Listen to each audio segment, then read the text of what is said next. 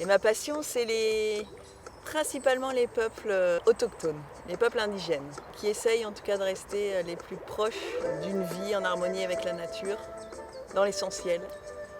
Certains sont très menacés, d'autres moins. C'est des cultures qui me passionnent, donc je vais à leur rencontre à travers le monde. Et puis mon objectif, c'est de ramener et transmettre ça aujourd'hui.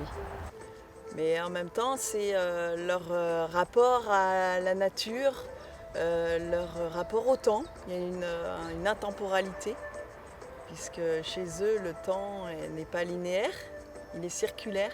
Donc c'est vraiment l'instant présent qui prime. Il y a un lien à la communauté qui est très fort, une entraide qui est très forte. Ça, c'est en nous, en chacun de nous.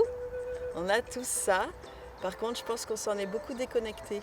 Aujourd'hui, j'essaye comme je peux d'apporter ma pierre à l'édifice pour accompagner les personnes à se reconnecter à cette source, retrouver ce lien à l'environnement et tout ce que... Et l'environnement en général, c'est pas que la nature, c'est la nature, sa culture, sa langue, son histoire. Et le rapport entre les gens est en train de changer.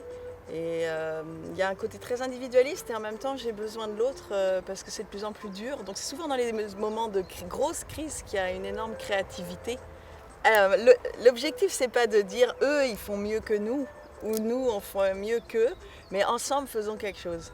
Et on a beaucoup à s'apporter mutuellement. Pour Karine Massoni, rencontrer, sauvegarder, mieux connaître les peuples premiers, c'est un moyen de mieux se retrouver soi-même. Son bagage en psychosociologie et son approche ludique permettent de faire le lien et d'aller concrètement vers un mieux-être individuel.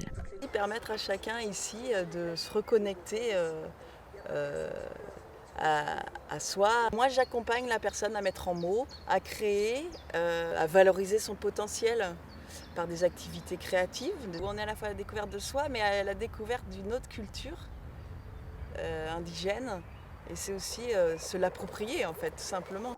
À suivre aussi le livre de Karine Massoni intitulé Des racines et des hommes, où elle raconte son tour du monde en 2007.